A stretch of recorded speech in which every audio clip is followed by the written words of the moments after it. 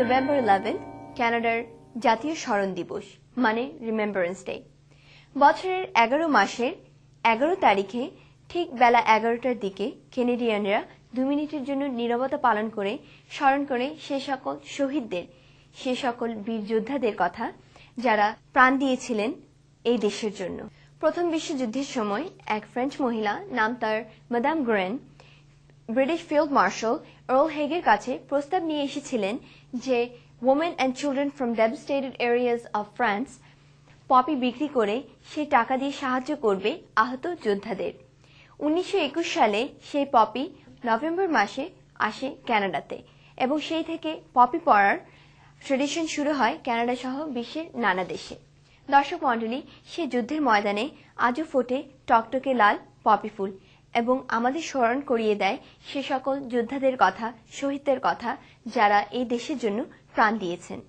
দর্শক মণ্ডলী, এই 2006 সালের রিমেম্বারেন্স ডেতে আমরা স্মরণ করব এমনই এক সৈনিকের কথা যিনি গত 22 জুলাই আফগানিস্তানে কান্দাহারে শান্তি রক্ষা করতে গিয়ে শহীদ হয়েছেন। Yeah, the news came to us while I was at work. My wife was here and two officers showed up at the door. And my wife knew just by looking through the door, because it's a see-through door, that there was two officers standing there, and she knew that something terrible had happened. And it was a long walk for her to the doorway, and but she knew that Jason was gone then and there. So they came in. One was a minister, and the other one was with the military police. They stayed with my wife for about 2 hours until I arrived home. And I arrived home, left work at about 3:30, so I arrived home about 10 to 4. And that's when I got the news. I came in and I saw the two officers standing there. And my first reaction, of course, being a little on the optimistic side, or I said, is he hurt? Hoping that this was news about maybe an accident, but they told me no. They told me he was gone. That was it. He was gone.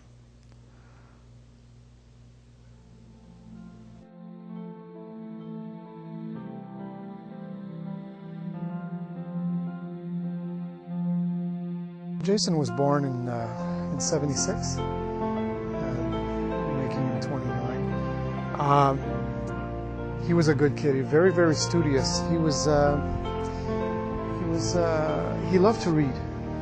From early onset, he was our firstborn, and so we had a lot of time as parents to read with him, and he took a very, very great interest in books and loved to read stories, and that really affected him as an individual. It really worked his imagination, and he had an excellent imagination.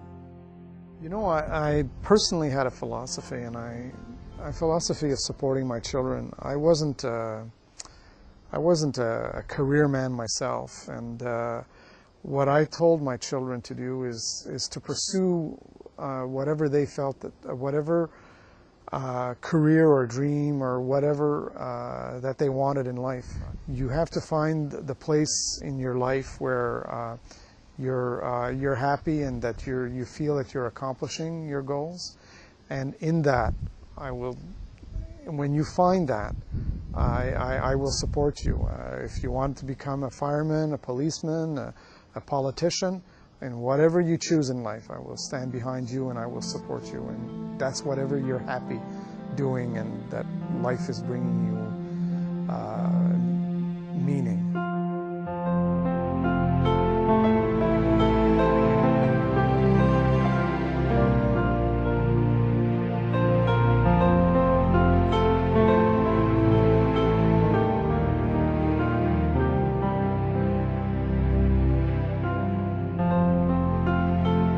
To see a documentary on Afghanistan. The documentary is by Arthur Kent. The title of it was Peacemaking in Progress, I believe.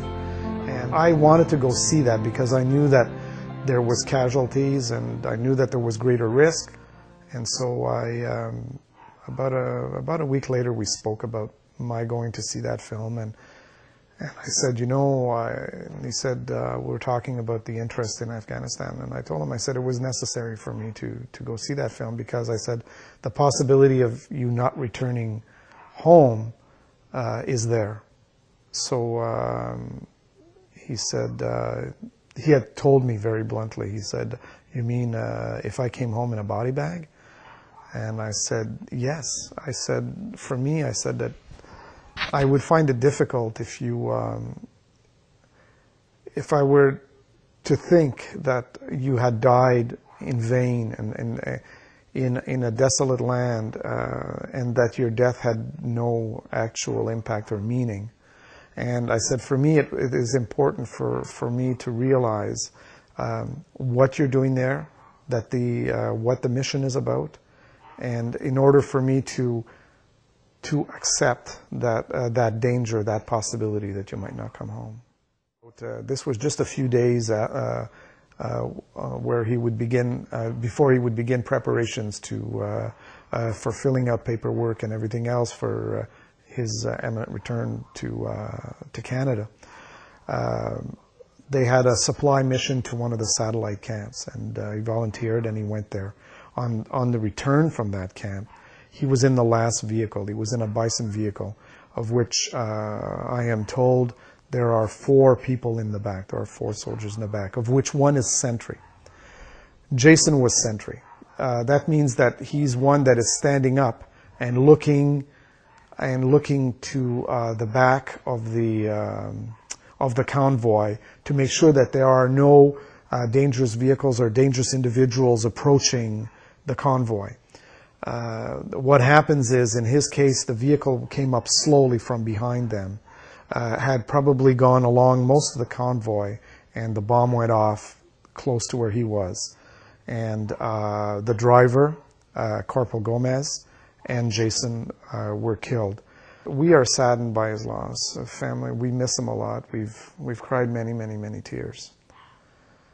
But we are also proud because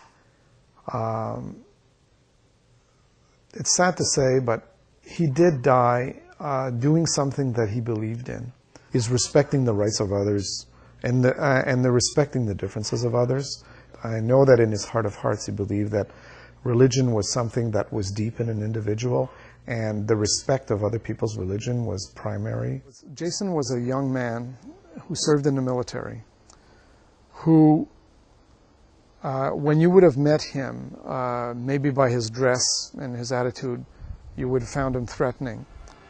But he was a young man that would put out his hand first to shake his hand.